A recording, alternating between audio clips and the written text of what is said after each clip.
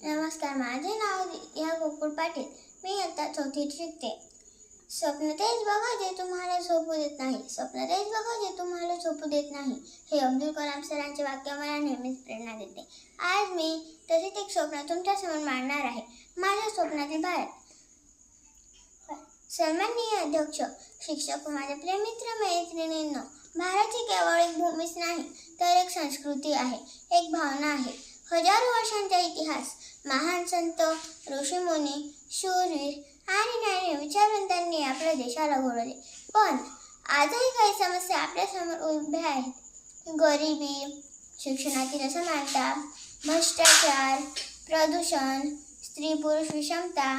म्हणूनच मला वाटते की स्वप्नातील भारत एक कल्पना नाही तर एक प्रेरणा आहे, जी आपण सर्वांनी सत्तेत उतरवायची आहे.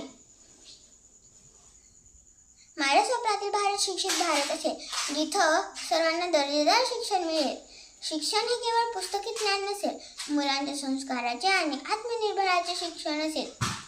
माझ्या स्वप्नातील भारत स्वच्छ आणि हरित भारत असेल, जिथे नद्या निर्मळ असतील, हवा शुद्ध असेल, वृक्ष लागवड केली जाईल. माझ्या स्वप्नातील भारत स्त्री पुरुष समानतेचा भारत असेल. माझ्या स्वप्नातील भारत आत्मनिर्भराचा भारत असेल.